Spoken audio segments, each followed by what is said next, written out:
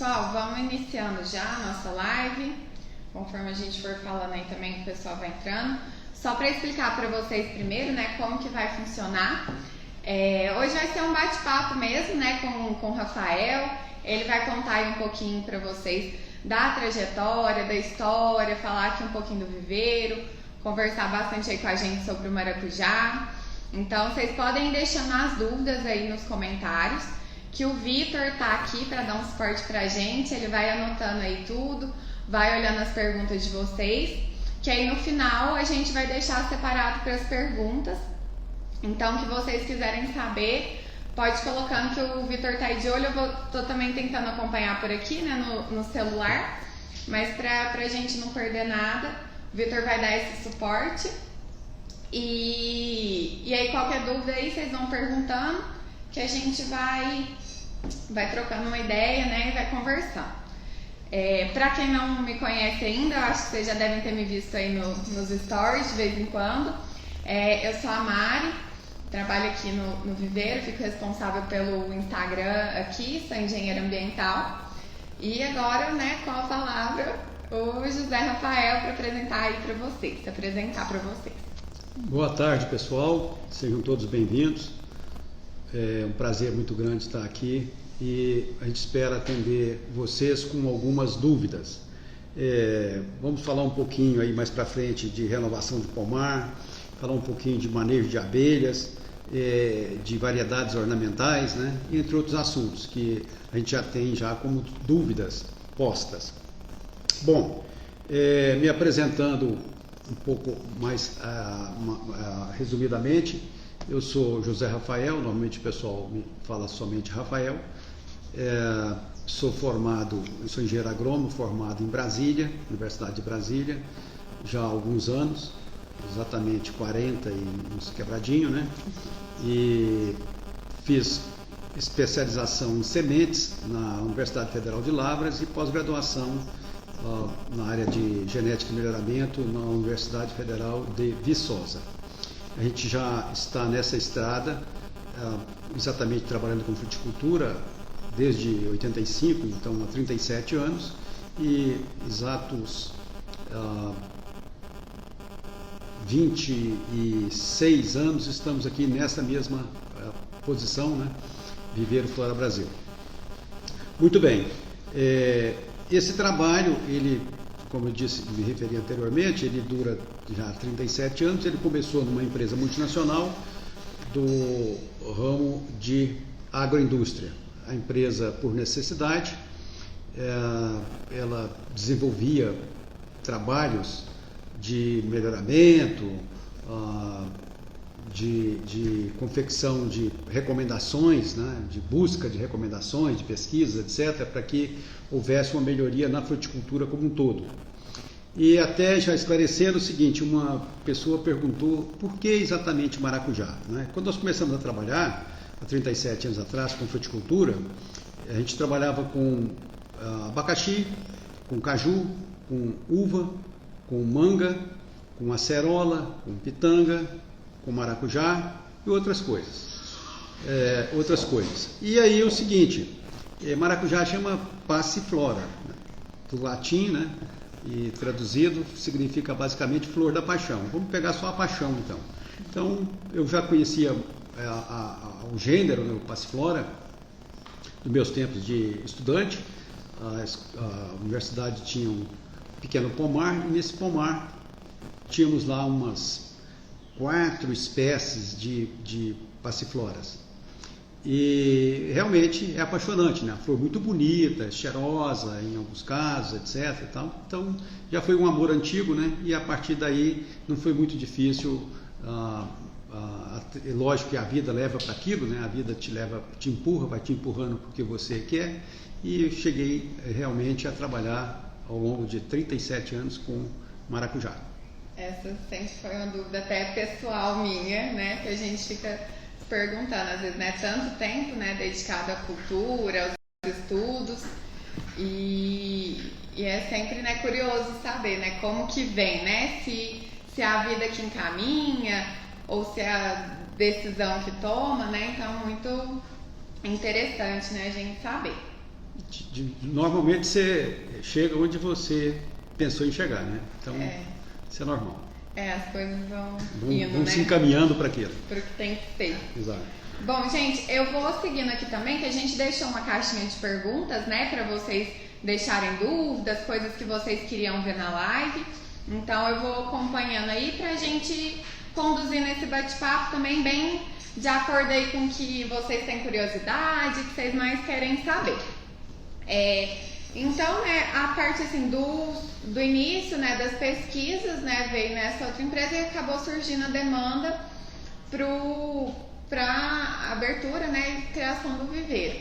E como que veio essa questão da criação das variedades, do FB200, do 300, como que foi esse processo?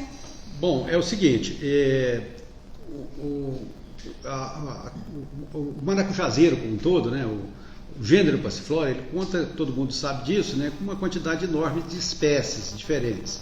Então, segundo os botânicos, são cerca de 411, né, catalogadas. Dessas 411 espécies, poucas espécies são utilizadas comercialmente. Normalmente, se você pegar no mundo inteiro, umas 12, 15, para fins medicinais e alimentícios, né? E para fins ornamentais, hoje, sem número, né? Uma quantidade enorme de espécies são utilizadas para fins ornamentais. Mas para fins alimentícios, que é o principal até então, umas 12, no máximo 15.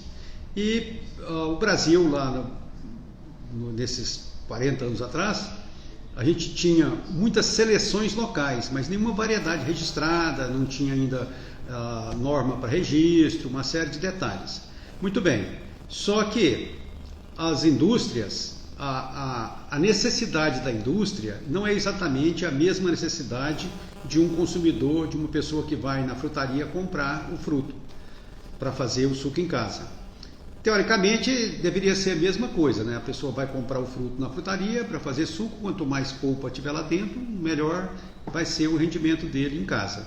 Só que a gente, né, de um modo geral, a gente compra com o olho, né? Não compra muito com a gente compra muito com a emoção, né? Não com a inteligência, o que está dentro da nossa cabeça. Muito bem, mas a indústria não, a indústria ela pensa muito bem nisso, né? Ela fala, bom, eu não quero casca, eu quero o que está dentro da casca. E para isso, para que chegasse num bom termo, né, ela precisou de trabalhar com melhoramento genético. Ou seja, para a indústria, como para qualquer um, né, mas a indústria interessa o BRICS, o rendimento de suco. Para ela interessa isso, o rendimento de suco. Só que o rendimento de suco é uma consequência de outras coisas, né? É consequência não só do rendimento nominal, peso, né, mas também do BRICS, da acidez, né, da coloração, de uma série de outros detalhes que, para evitar que a indústria precise fazer alguma correção, etc. Né? Então, a partir dessas informações, nós começamos a trabalhar era uma equipe monstruosa, né? A gente sempre agradece todos esses amigos, né? Essas pessoas que a gente mantém contato até hoje, que são grandes amigos nossos, né? E que fizeram parte de uma equipe monstruosa. Chegamos a ter quase 30 pessoas, né? Numa equipe de trabalho de melhoramento, né? Não existe trabalho sozinho. Então a gente tinha especialista em fitopatologia, né, em entomologia, em solos, né, em tudo, né, inclusive estatísticos, né, pessoas que trabalhavam só para fazer essa evolução, interpretação dos experimentos. Bom, então, partindo dessa premissa, a gente pegou o que a indústria precisava. A indústria precisava de suco, rendimento de suco. Então, nós trabalhamos uma variedade que não necessariamente seria muito bonita e não teria uma padronização de forma, de tamanho, de cor de casca, mas que teria o máximo possível de padronização interna. E aí a gente trabalhou bastante nisso, né, ao longo de muitos anos, e conseguimos fixar um material que é o chamado FB300. Então essa variedade FB300, que está registrado dessa forma no Ministério, né, FB300-Araguari, é uma variedade direcionada à indústria. É uma das poucas do Brasil que foi desenvolvida para esta finalidade. Então, o que ela tem de bom? Ela tem de bom, basicamente, o rendimento de suco. O restante, ela se assemelha bastante às demais, né? Ou seja, as variedades, são muitas variedades disponíveis no Brasil hoje, elas têm uma produtividade muito semelhante, né? com pequenas diferenças em termos de tolerância a pragas e doenças, enfim, não são muito diferentes em si. E a maioria delas, que foram desenvolvidas a partir de principalmente dos anos 2000, elas foram muito direcionadas para a beleza do fruto. Então são frutos grandes, de um amarelo muito vivo, muito bonito, uma casca relativamente grossa. Por que a casca tem que ser um pouquinho mais grossa? Para resistir aos fretes, né? Porque ela vai ser vendido por beleza, não vai ser vendido só por conteúdo. E lógico que todos nós, os melhoristas, né, as pessoas envolvidas nesse processo, procuramos também desenvolver materiais, né, variedades que tivessem também um bom rendimento de suco. E isso a gente tem obtido sucesso, né? Todas as variedades que estão disponíveis têm um relativo bom rendimento de suco. Às vezes o Brix não é tão elevado, né? Mas elas se comportam muito bem. Então, basicamente este é o processo de diferenciação das variedades. Algumas, poucas entre elas o FB300, direcionado para a indústria. As demais que existem no mercado, para o mercado de fruta fresca. Muito legal. Essa também é uma dúvida constante aí quando o pessoal entra em contato com a gente, né? Para saber essa diferença entre as nossas duas variedades. Bom, e uma coisa também que perguntam bastante é em relação ao tempo de desenvolvimento da planta, né? Como que é esse tempo de crescimento, tempo de início para produção, quanto tempo, né, que a lavoura fica produzindo bem? Ok. Na realidade é o seguinte, só até para fixar esse conceito, né, de variedade, né? As variedades, evidentemente, as variedades que são para a indústria, né, elas se prestam 100% para o mercado natura, não resta a menor dúvida, né? Mas para quem trabalha com caixa, eu vendo uma caixa que usualmente pode pesar, deveria pesar 13 quilos, mas às vezes pelo fruto muito grande ela pesa 11, 10, e eu estou vendendo por caixa,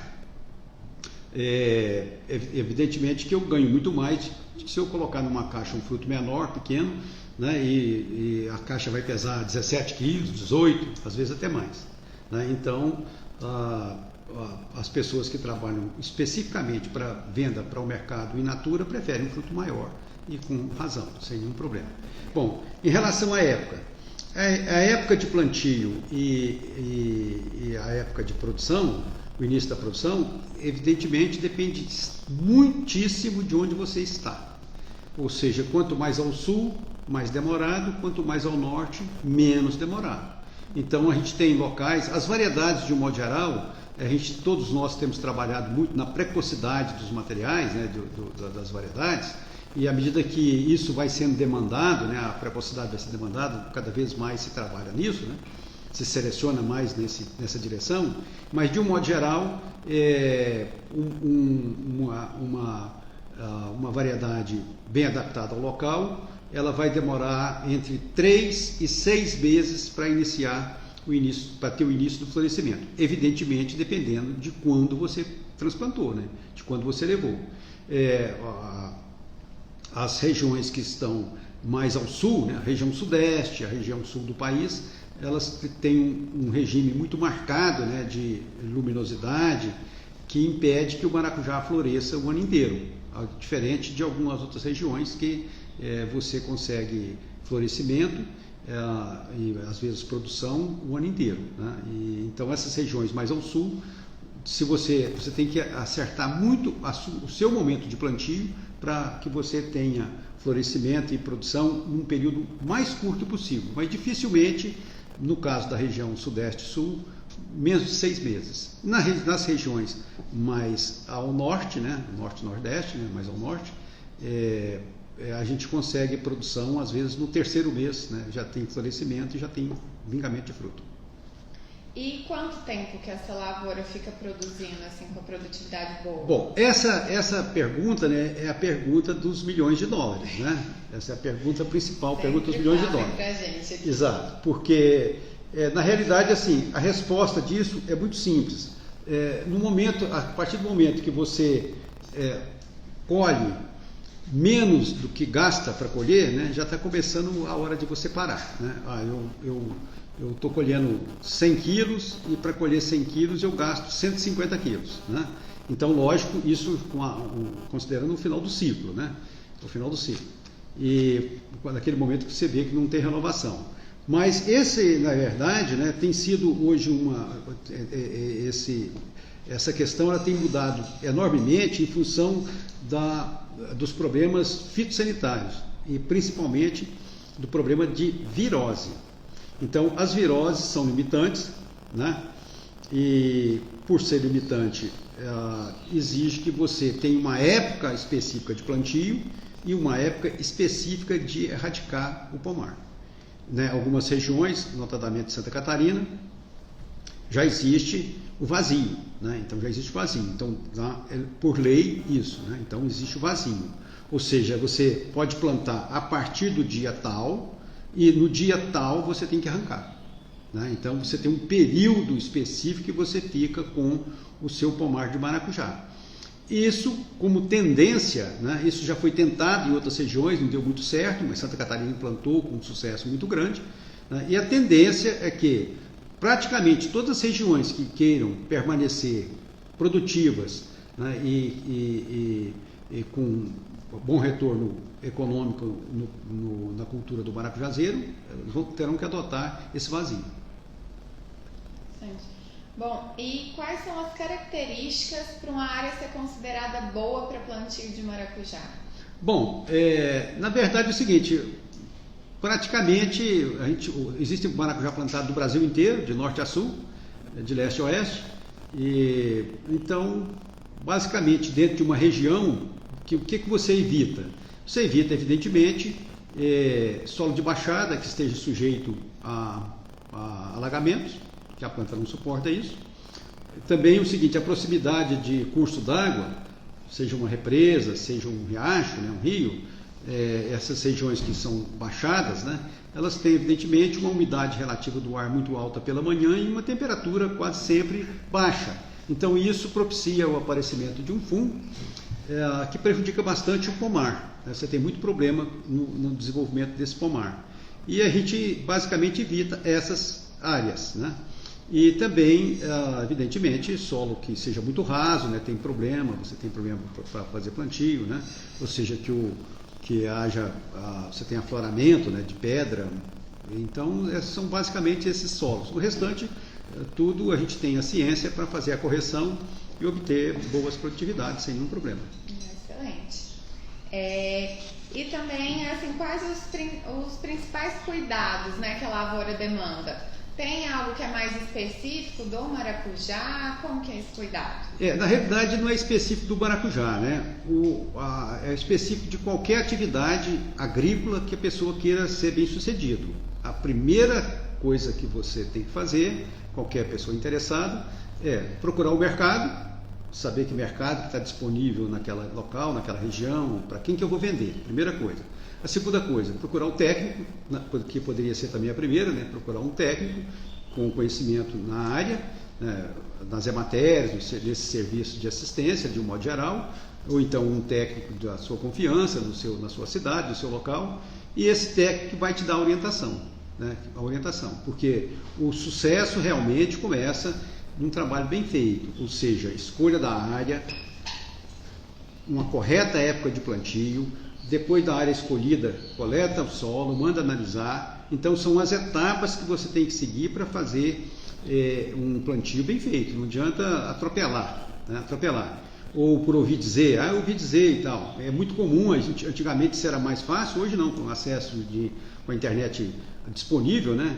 Qualquer um tem essa informação, mas antigamente era muito comum a pessoa, às vezes da região sudeste, região sul, ela fala, nossa, o maracujá nesse momento está dando R$150 a caixa. Exagerei, né, gente? Vamos falar mais sério. 80. Está dando R$80 a caixa.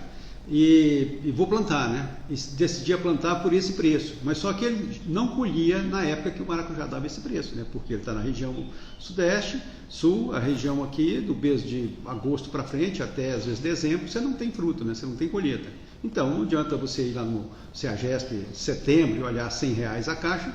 Você vai plantar, você não vai obter fruto nessa época. Agora, as regiões ao norte, não. São totalmente diferentes, né? Então, a decisão de plantar é uma decisão que tem que ser conversada, onde vendo e com o técnico para saber como planto. qual variedade que eu escolho, né, qual é a correção adequada do meu solo, quais são os tratamentos sanitários necessários, enfim, todo um cabedal técnico que você tem que seguir e conhecer. Excelente. E uma coisa também, né, em relação a esse processo do manejo, é a polinização, que é uma dúvida também bem frequente, né, dos nossos clientes, do pessoal que entra em contato com a gente. Ok. A polinização, na realidade, né, quando você deixa todas as outras coisas iguais, normais, a polinização é a atividade mais importante da cultura do maracujazeiro. Ou seja, se você colocar lado a lado os dois pacicultores, né, que é o nome de quem cultiva maracujá, ou fruticultores, colocar lado a lado e os dois usarem a mesma variedade, o mesmo solo, a mesma correção, tudo exatamente igual. Um poliniza, o outro não poliniza. A diferença de produtividade, se quem poliniza faz certinho, bem feito, chega a ser 3 vezes. Né? 3 vezes. Um colhe 15, o outro colhe 45. Um colhe 20, o outro colhe 60. Né? Então, ou seja, a polinização manual, inclusive, é uma atividade que limita o tamanho da sua área. Então não adianta você falar, vou plantar 20 hectares, se você tem gente, mão de obra, para polinizar apenas 2 hectares, 3 hectares. Ou seja, se sua mão de obra é suficiente para polinizar 2 hectares, você planta 10, os 2 hectares, os 10 hectares produzem só os 2 que você poliniza. Né? Então o restante, a produtividade é muito baixa. Então, ou seja, é extremamente importante que você coloque na sua conta diária de determinar o tamanho da área plantada, a disponibilidade de mão de obra. Lembro também o seguinte, a polinização, embora seja um nome difícil de falar, né, e tem vários nomes que a pessoa fala, né, fala passar a mão na flor, e um monte de nomes diferentes, né, fazer a flor, enfim, por aí vai. Cada região fala de um jeito. Mas o que interessa é o seguinte, é uma atividade que qualquer pessoa aprende em aproximadamente 1 minuto e em 2 minutos já é pós-graduado, em 5 minutos é pós-doutor. Ou seja, é fácil, é muito fácil, é tranquila, a pessoa aprendeu, se aprendeu corretamente, executar corretamente, não tem zebra, né? É certeza de produção muito boa. Evidentemente que tem os detalhes, né, que todos evidentemente já se depararam, tem problema com umidade relativa do ar muito alta, muito baixa, enfim, uma série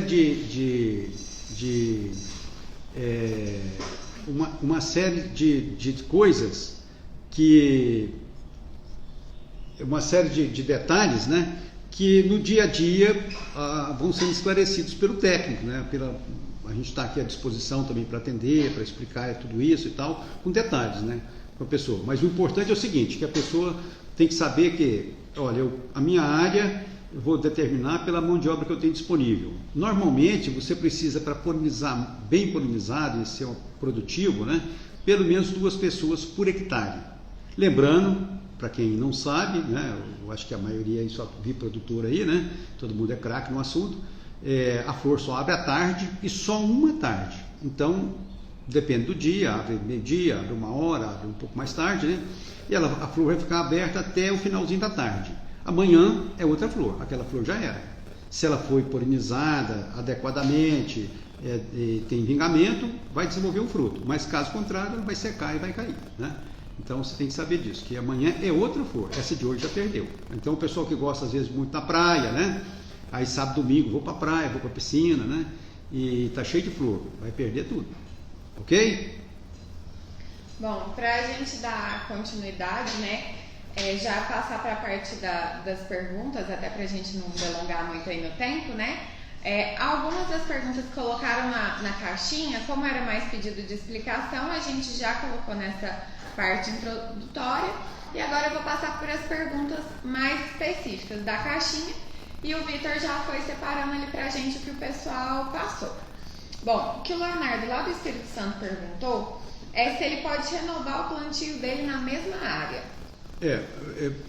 Provavelmente nós não vamos conseguir responder todas as perguntas, mas a gente fica depois à disposição, né, para dar continuidade e tal no dia a dia, tá? Isso. E até como o Vitor está acompanhando ali, né, vocês já conhecem ele também, né, do nosso comercial. O que a gente não conseguir responder aqui na live, a gente entra em contato com vocês podem chamar no direct também, no nosso WhatsApp, pelo link que está na bio, que a gente responde as perguntas que não derem tempo de responder aqui.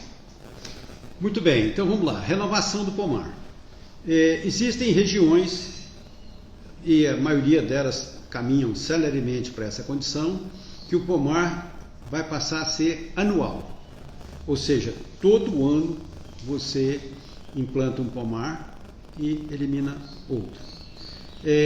Em alguns locais, em algumas regiões, existem estratégias, né, para que isso ocorra da forma mais célere possível e melhor possível. Você não ter um vazio, né, de produção muito elevado, muito grande. Então, essas estratégias elas têm que ser discutidas em cada local. Uso de mudão, uso de 2 áreas, né? Então, uma série de coisas que precisam ser discutidas e vão ser particularizadas, né? Cada local é um local. A gente costuma dizer que ciência agrária é a ciência mais inexata que existe, né? É totalmente inexata. Ou seja, ela é realmente uma ciência seríssima, né? No sentido de ciência, precisa de muito estudo, né? Mas cada local você vai adaptando os seus caminhos, né? Dentro daqueles conhecimentos que você vai formando em função disso. Bom, então a renovação, é possível renovar na mesma área? Perfeitamente possível, né? Perfeitamente. Existem condicionantes, né? Entre elas, por exemplo, o fato de você não ter tido nenhum problema de doença de raiz. O restante, né, você supera. Agora você tem que fazer análise de solo, você tem que procurar trabalhar com algumas correções necessárias, né?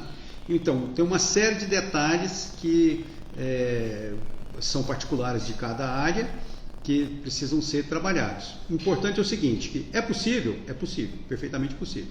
Então, a gente tem experimentos que nós conseguimos replantar maracujá na mesma área por 7 vezes, né? Então, ou seja, num período de quase 11 anos, plantando na mesma área, sem nenhum problema, tá? Nenhum problema que tivesse supressão de produção, né? Enfim, contanto que você consiga fazer todos os tratamentos que precisam ser feitos. Então, é possível? É possível. E aí os detalhes são específicos de cada área. Excelente. Bom, uma pergunta do Vitor, aqui de Araguari mesmo, que é qual a faixa de temperatura ideal para o desenvolvimento do maracujazeiro e quais podem ser os problemas devido à temperatura ou inferior ou muito superior, vento gelado, geada? Ok. O maracujá, a gente já disse, né, ele é plantado do norte a sul, leste a oeste, e é o seguinte, só que evidentemente, como qualquer outra planta, ele tem faixas ideais. As faixas ideais para o maracujá ficam situadas entre aproximadamente 16 graus e até 33. Isso sim, para que a planta seja funcional.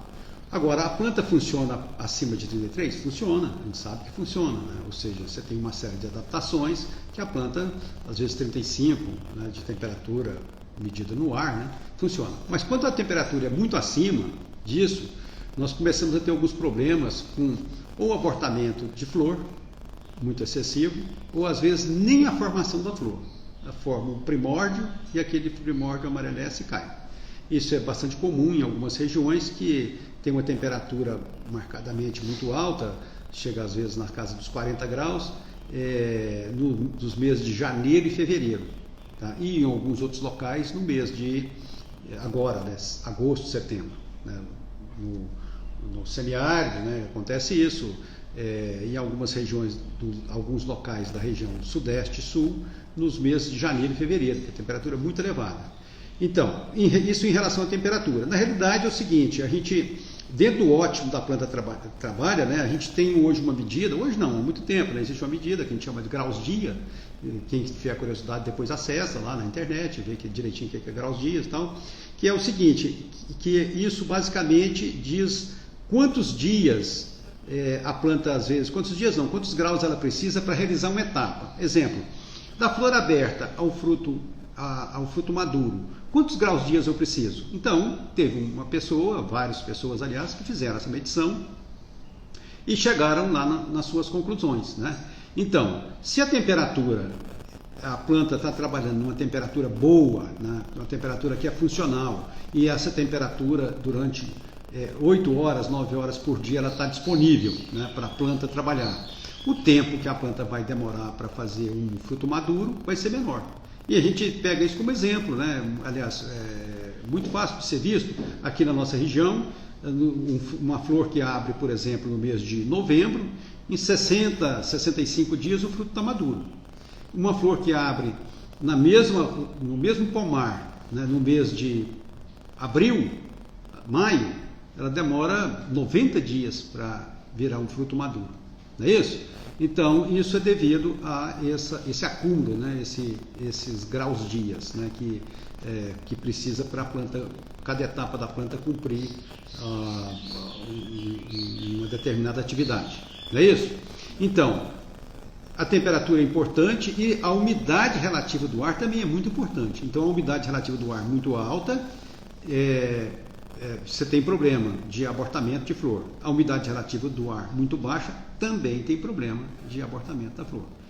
Ou seja, ou a flor aborta ou às vezes ela nem existe, tá? Tanto pelo excesso quanto pela falta. Tanto seja a umidade quanto seja a temperatura. Ótimo. Uma pergunta do Paulo, daqui de Araguari também, sobre o manejo de abelhas no pomar. Como que funciona? Abelha, essa é uma dúvida de todo mundo e o tempo todo. A única coisa que você não vai fazer com abelha é matar, tá? A única coisa. Então, as abelhas foram pesquisadas durante muito tempo. A gente tem que lembrar o seguinte, tem que diferenciar as abelhas, né? Todas são abelhas e algumas, no caso do maracujazeiro, trazem prejuízo, né? No caso específico, as abelhas de mel, o gênero Apis, né? Que normalmente visita a flor do maracujazeiro para coletar pólen. E aí, ela coletando pólen, ela é muito pequenininha, todo mundo sabe disso, não faz polinização. Muito bem. Então, e aí, o que você vai fazer com essa abelha? Essa abelha é um problema. As outras abelhas, são os mamangabas, né, que também é uma abelha, são extremamente benéficas, né? A mamangaba, o pessoal chama de zangão, mamangá, etc, etc. Uma abelhona grandona, né, preta, grandona, que às vezes marrom, né, que é o principal polinizador do maracujazeiro. E as abelhas que a gente chama de trigona, né, abelha cachorro, abelha arapuá, irapuá, tem vários nomes em cada local. Essa abelha, que é uma abelha pequenininha, essa abelha, por muito tempo, ela foi criminalizada, né, mas a gente pode tirar ela da lista dos criminosos. Ela não é criminosa, né, ela é uma abelha que não tem muito efeito em cima de maracujá. Se você olhar, você fala, não, ela fura flor e tal, né? Se você olhar num trabalho bem feito nas épocas que elas ocorrem, né, um trabalho bem feito de polinização, todas as flores que vingaram estão com a base da flor, né, pro lado de fora, né, furada. Ela fura para ir lá onde está o néctar, né, coletar, porque ela não dá conta de chegar por cima, então ela chega por baixo. Mas isso não impede o vingamento da flor. O que impede o vingamento da flor é a ausência de pólen, que normalmente quem faz é a abelha de mel, né? As abelhas europeias, africanizadas, etc. Tem cada um dá um nome. Muito bem. Como é que eu manejo isso? A gente maneja principalmente com coleta de pólen. Coleta, armazenamento de pólen e volta depois com pólen para fazer o trabalho.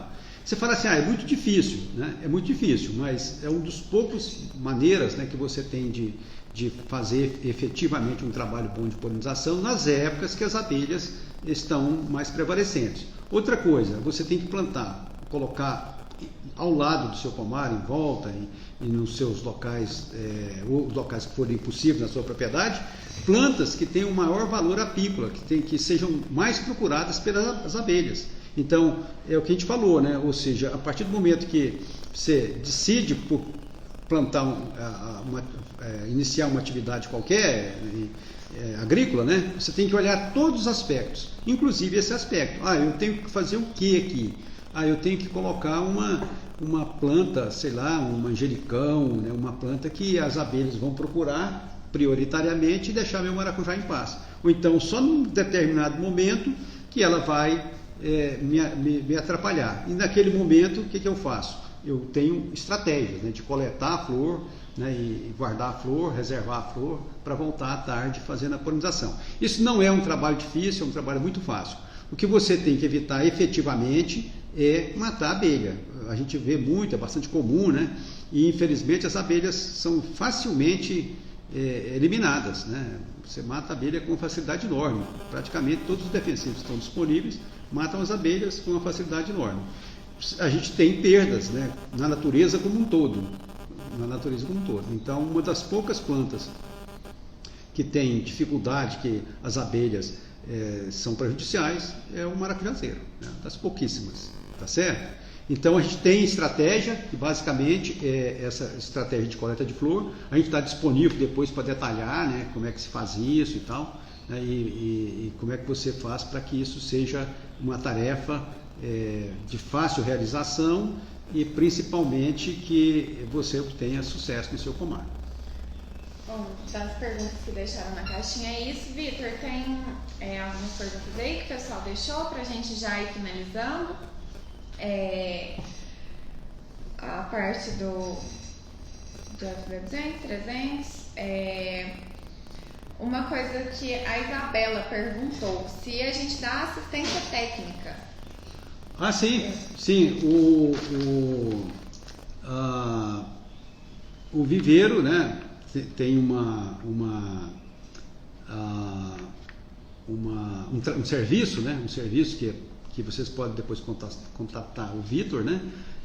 A gente tem esse trabalho, né, perfeitamente. A gente faz esse trabalho presencial, faz por WhatsApp, faz por uma série de processos, né, para que seja viável para todo mundo. Não é um trabalho, não é um serviço caro, né, é um serviço bem acessível, e a gente recomenda muito, né, que essas dúvidas, né, que a pessoa, ao invés de às vezes ficar no disque-me disque, né, procure um técnico gabaritado. A gente tem pessoas aqui que com mais velhos que quase todos que estão assistindo, né, que só trabalhando com maracujazeiro, ok? Então pessoas aí com 30, 40 anos já trabalhando com a cultura e com um conhecimento muito grande, tá certo? Uma pergunta também, ficou até para a gente comentar rapidinho da variedade dos maracujás ornamentais, é que o André Carrilho perguntou se tem uma variedade que enquadra melhor para clima quente e úmido, okay. Se o maracujá ornamental isso. Também tem essa questão. Ok, eu até esqueci de falar isso, que eu disse que falaria, né, a respeito dos maracujás ornamentais. O maracujá ornamental é uma novidade no Brasil, né, alguns lançamentos.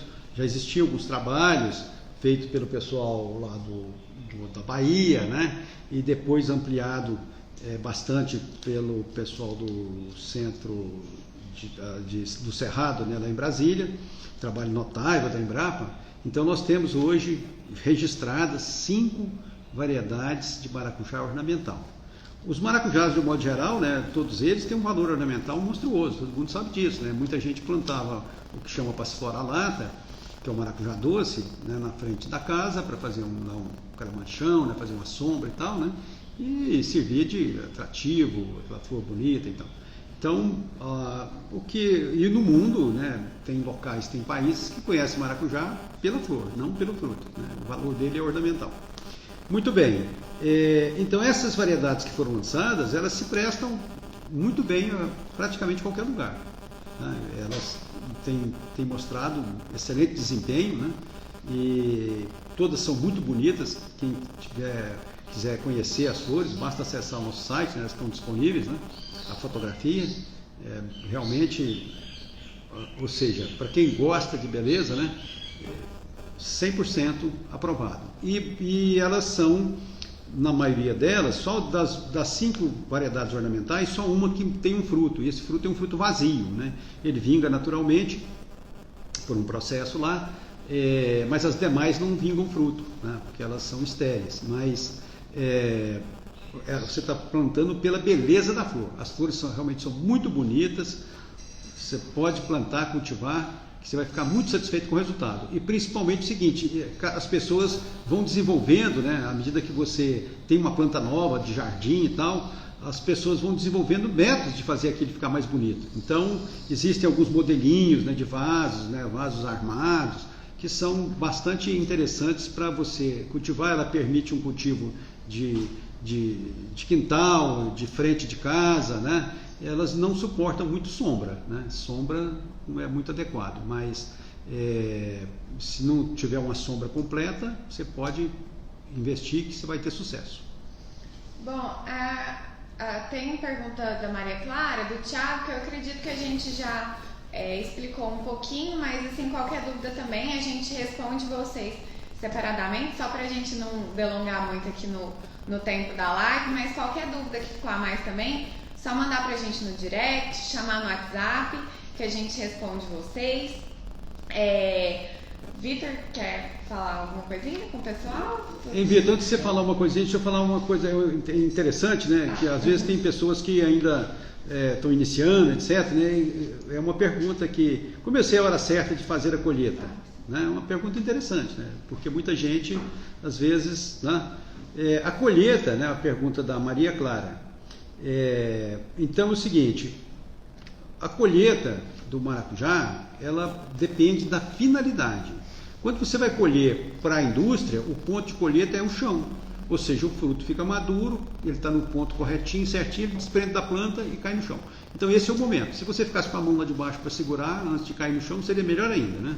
Mas esse é o ponto para a indústria.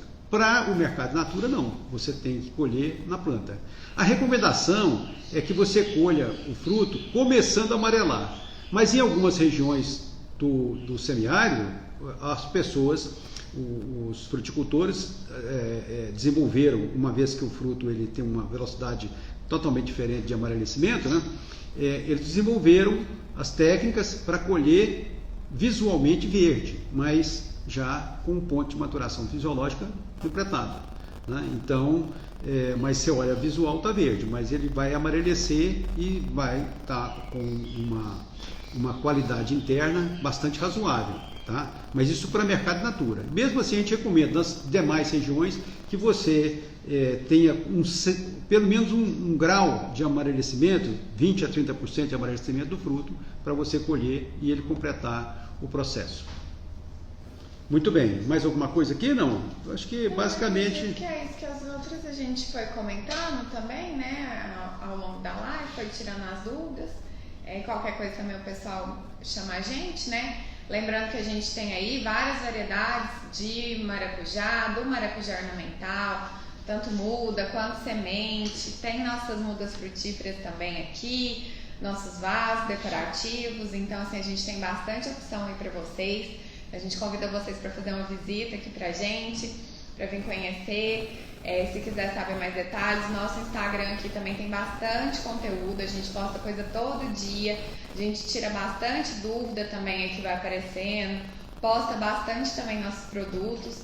Então dá uma olhadinha aqui no nosso Instagram, que tem muito conteúdo, pode rolar o feed aí, tem nossos destaques. Sempre a gente coloca a caixinha de pergunta também, caso for surgindo alguma dúvida. Então fique à vontade aí para curtir, comentar, compartilhar nossas publicações, compartilhar a live também aí com o pessoal. Quem ficou aí até o final, a gente também agradece bastante a presença. Compartilha aí com quem vocês acham que vai gostar, quem é produtor, quem gosta de maracujá, conhece a cultura, mostra aí para todo mundo.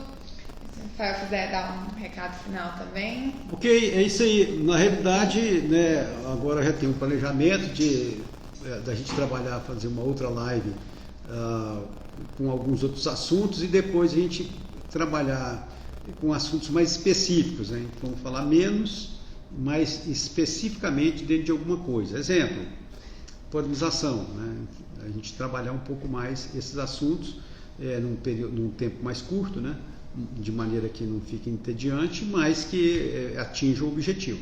E falar de adubação, falar de controle fitossanitário e tal, convidar outras pessoas para falar de maracujá, especificamente de maracujá industrial, de maracujá orgânico, né? Então a gente tem toda aí uma série de pessoas que trabalham conosco, que são conhecidos, né, que estão dispostos a colaborar. No mais, um abração para todos e a gente fica aqui, comer um pão de queijo que está ali atrás agora, tomando um suco de maracujá, Pérola do Cerrado. Esse é especial, viu, gente? Esse é muito especial. Você tomou, dormiu. Só o Vitor que vai dar um oizinho aqui pra gente, só pra gente encerrar. Ó, Vitor tá. Boa noite, pessoal. Meu nome é Vitor, trabalho aqui com a equipe do comercial do Viveiro Explora Brasil. E o que vocês acharam dessa live? Deixem aí nos comentários, tá? E pessoal, vocês que tenham interesse em adquirir as nossas mudas, dessas variedades aqui que o Sr. Rafael, né, nosso CEO, acabou de tirar diversas dúvidas, só vocês clicarem aí no link, tá? Que vai estar na biografia aí do Instagram. Vai estar diretamente aí pro meu WhatsApp. Você vai poder me ligar, vai poder me mandar mensagem.